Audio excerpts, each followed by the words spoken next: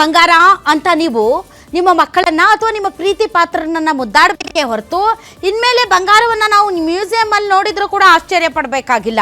ಯಾಕೆ ಅಂದ್ರೆ ಇವತ್ತು ಬಂಗಾರದ ಬೆಲೆ ಈ ಹೆಚ್ಚಳವನ್ನ ನೋಡ್ತಾ ಇದ್ರೆ ಮುಂದೊಂದು ದಿನ ನಾವು ಬಂಗಾರವನ್ನ ಕೊಂಡ್ಕೊಳ್ಳಕ್ ಆಗುತ್ತಾ ಆಗಲ್ವಾ ಅನ್ನುವಂತ ಭಯ ಜನರಿಗೆ ಶುರುವಾಗಿದೆ.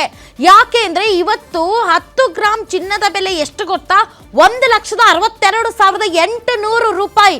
10 ಗ್ರಾಮ್ ಚಿನ್ನದ ಬೆಲೆ 1,62,800 ರೂಪಾಯಿ.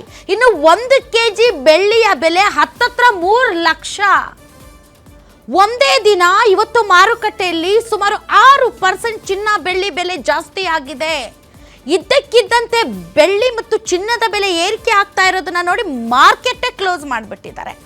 ಅಷ್ಟರ ಮಟ್ಟಿಗೆ ಚಿನ್ನವನ್ನ ಖರೀದಿ ಮಾಡಬೇಡಿ. 1 ವರ್ಷ ಸಭೆ ಸಮಾರಂಭಗಳಲ್ಲಿ ಚಿನ್ನ ಖರೀದಿಯನ್ನ ಸ್ವಲ್ಪ ದೂರ ಇಡಿ.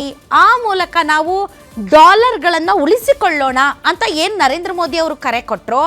ಅದಾದ ಮೇಲೆ ಆಮದು ಸುಂಕವನ್ನ ಇವತ್ತು ದಿಢೀರಂತ ಕೇಂದ್ರ ಸರ್ಕಾರ ಜಾಸ್ತಿ ಮಾಡ್ತಾ ಇದ್ದ ಹಾಗೆ ಬಂಗಾರದ ಬೆಲೆ ಇಷ್ಟು ದುಬಾರಿ ಆಗೋಗಿದೆ ಅಂದರೆ ನಮ್ಮ ಕೈಗೆಟ್ಕೋದಂತೂ ಕನಸಿನ ಮಾತೆ. ಸರಿ, ಮಧ್ಯಮ ಮತ್ತು ಕೆಳ ಮಧ್ಯಮ ವರ್ಗದ ಜನ ಅಟ್ಲೀಸ್ಟ್ ಮದುವೆಗೆ ಅಂತ ಒಂದಿಷ್ಟು ಬಂಗಾರ ತಗೊಳ್ತಾ ಇದ್ರು. ಇನ್ಮೇಲೆ ಮದುವೆ ಮಾಡೋದಕ್ಕೂ ಕೂಡ ಹಿಂಜರಿಬೇಕಾದಂಥ ಪರಿಸ್ಥಿತಿ ನಿರ್ಮಾಣ ಆಗಿದೆ.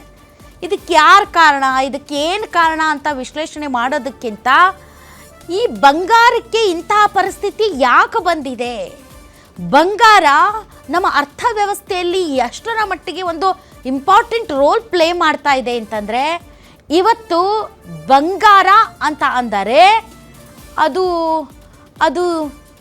ಒಂಥರ ಮ್ಯೂಸಿಯಮ್ಮಲ್ಲಿ ಮುಂದಿನ ದಿನಗಳಲ್ಲಿ ಮುಂದಿನ ಪೀಳಿಗೆ ನೋಡಬೇಕಾದಂಥ ಪರಿಸ್ಥಿತಿ ಬರುತ್ತೆ ಏನೋ ಗೊತ್ತಿಲ್ಲ. ಹಾಗಾದರೆ ಇವತ್ತಿನ ವಿಶೇಷ ಕಾರ್ಯಕ್ರಮದಲ್ಲಿ ಈ ಗೋಲ್ಡ್ಗೆ ಗುನ್ನ ಇಟ್ಟಿದ್ದು ಯಾಕೆ ಅನ್ನೋದ್ರ ಬಗ್ಗೆ ಚರ್ಚೆ ಮಾಡ್ತೀವಿ.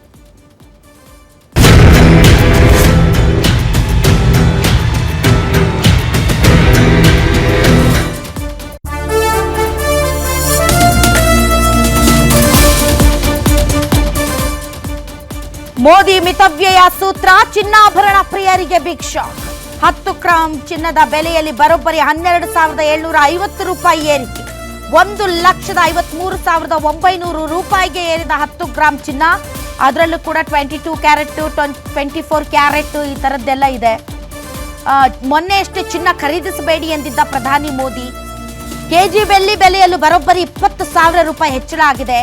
ಚಿನ್ನ ಬೆಳ್ಳಿ ಬೆಲೆ ದಿಢೀರ್ ಏರಿಕೆ, ಗ್ರಾಹಕರು ವ್ಯಾಪಾರಸ್ಥರು ಕಂಗಾಲು. ಗೋಲ್ಡ್ ಡಿಮ್ಯಾಂಡ್ ಕಡಿಮೆ ಆಗುತ್ತಾ, ಬೀದಿಗೆ ಬೀಳ್ತಾರಾ ವ್ಯಾಪಾರಿಗಳು? ಚಿನ್ನ ರೀತಿ ತೈಲನೂ ಜಾಸ್ತಿ ಆಗುತ್ತಾ? ಜನರಿಗೆ ಎಲ್ಲಾ ಬೆಲೆ ಏರಿಕೆ ಬರೇನಾ? ಚಿನ್ನದ ಮೇಲಿನ ಆಮದು ಸುಂಕ ಹೆಚ್ಚಳ, ಮಾರುಕಟ್ಟೆಯಲ್ಲಿ ಭಾರೀ ಸಂಚಲನ.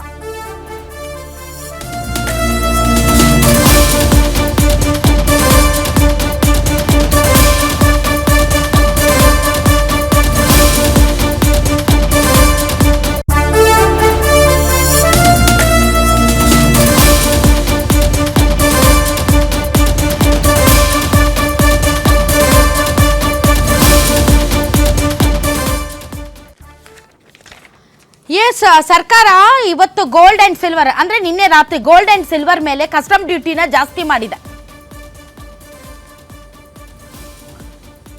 ಸೊ ಇಂಪೋರ್ಟ್ ಡ್ಯೂಟಿ ಮೇಲೆ ಮ್ಯಾಸಿವ್ ಇನ್ಕ್ರೀಸ್ ಆಗಿದೆ.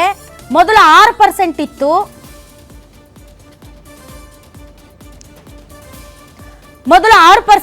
ಈಗ 15%ಗೆ ಹೆಚ್ಚಿಸಲಾಗಿದೆ. 2024ರಲ್ಲಿ ಈ ಒಂದು ಕಸ್ಟಮ್ ಡ್ಯೂಟಿನ ಕಡಿಮೆ ಮಾಡಿದ್ರು. 2 ವರ್ಷದಲ್ಲೇ ಈಗ ಮತ್ತೆ ಜಾಸ್ತಿ ಮಾಡಿದ್ದಾರೆ. ಅಂದ್ರೆ ಗೋಲ್ಡ್ 6% ಇತ್ತು ಆಮದು ಸುಂಕ, ಈಗ ಅದನ್ನ 15%ಗೆ ಏರಿಸಿದ್ದಾರೆ. ಸಿಲ್ವರು 6% ಇತ್ತು, ಈಗ 15%ಗೆ ಏರಿಸಿದ್ದಾರೆ. ಪ್ಲಾಟಿನಮ್ 6.4% ಇತ್ತು, ಈಗ ಅದನ್ನ 15.4%ಗೆ ಏರಿಸಿದ್ದಾರೆ. ಸೊ ಈ ಹೊಸ ಇಂಪೋರ್ಟ್ ಡ್ಯೂಟಿ ಸ್ಟ್ರಕ್ಚರ್ ನೋಡಿದ್ರೆ ಇದರಲ್ಲಿ ಬೇಸಿಕ್ ಕಸ್ಟಮ್ಸ್ ಡ್ಯೂಟಿನ 10% ಮತ್ತು ಇದರಲ್ಲಿ 5% ಏನಿದೆ ಅದನ್ನ ಅಗ್ರಿಕಲ್ಚರ್ ಇನ್ಫ್ರಾಸ್ಟ್ರಕ್ಚರ್ ಮತ್ತು ಡೆವಲಪ್ಮೆಂಟ್ಗೆ ಅಂತಾನೆ ಸುಂಕ ಹಾಕ್ತಾರೆ.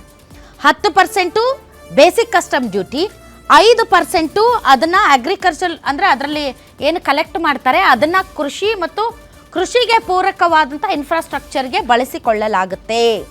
ತಮಗೆ ಗೊತ್ತಿದೆ ಯಾಕೆ ಈ ಗೋಲ್ಡ್ಗೆ ಆಮದು ಸುಂಕವನ್ನು ಜಾಸ್ತಿ ಮಾಡಿದ್ದಾರೆ ಅಂದರೆ, ಈಗ ಇರಾನು ಮತ್ತು ಅಮೇರಿಕಾ ನಡುವೆ ನಡೀತಾ ಇರುವಂತಹ ಯುದ್ಧ, ಆಯಿಲ್ ಪ್ರೈಸಸ್ ಜಾಸ್ತಿ ಆಗಿರೋದು, ಮತ್ತು ಈಗ ರುಪಿ ತನ್ನ ಮೌಲ್ಯವನ್ನು ಕಳ್ಕೊಳ್ತಾ ಇರೋದು, ಬಂಗಾರವನ್ನು ನಾವು ಈ ವರ್ಷ ಸುಮಾರು 72 ಬಿಲಿಯನ್, ಕೇವಲ ಮೇಗೇನೆ 72 ಬಿಲಿಯನ್ ಡಾಲರ್ಸ್ ಕೊಟ್ಟು ಬಂಗಾರ ಖರೀದಿ ಮಾಡಿದ್ದೀವಿ. ಮತ್ತು ಬಂಗಾರವನ್ನು ತೆಗೆದು ಉದಾಹರಣೆಗೆ ಹೇಳ್ಬೋದಾದರೆ, ಒಂದು ಮಷೀನನ್ನು ತಗೊಂಡ್ರೆ, ನಾವು ಇಂಪೋರ್ಟ್ ಮಾಡಿಕೊಂಡ್ರೆ, ಆ ಮಷೀನ್ನಿಂದ ಏನಾದರೂ ಪ್ರೊಡಕ್ಷನ್ ಮಾಡ್ತೀವಿ, ಏನಾದರೂ ಒಂದು ಪ್ರಾಡಕ್ಟ್ ರೆಡಿ ಮಾಡ್ತೀವಿ, ಆ ಪ್ರಾಡಕ್ಟನ್ನು ಸೇಲ್ ಮಾಡ್ತೀವಿ.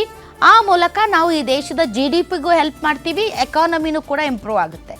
ಬಂಗಾರನ ನಾವೇನು ಆಮದು ಮಾಡ್ಕೊಳ್ತೀವಿ, ಅದನ್ನು ತಿಜೋರಿಯಲ್ಲಿ ಇಡ್ತೀವಿ, ಬೇಕಾದಾಗ ಹಾಕ್ಕೊಳ್ತೀವಿ, ಆದರೆ ಅದರಿಂದ ಯಾವುದೇ ಪ್ರೊಡಕ್ಷನ್ ಆಗಲ್ಲ, ಅದರಿಂದ ಯಾವುದೇ ರೀತಿಯಂಥ ಲಾಭ ಬರೋದಿಲ್ಲ. ಹೀಗಾಗಿ ಇದಕ್ಕೆ ಅಷ್ಟು ನಾವು ನಮ್ಮಲ್ಲಿರುವಂತಹ ಏನು ವಿದೇಶಿ ವಿನಿಮಯ ಹಣ ಏನಿದೆ, ನಿಧಿ ಏನಿದೆ, ಅವುಗಳನ್ನು ವೆಚ್ಚ ಮಾಡಿದರೆ ಇದು ನಾನ್ ಪ್ರೊಡಕ್ಟಿವ್ ಆದ್ದರಿಂದ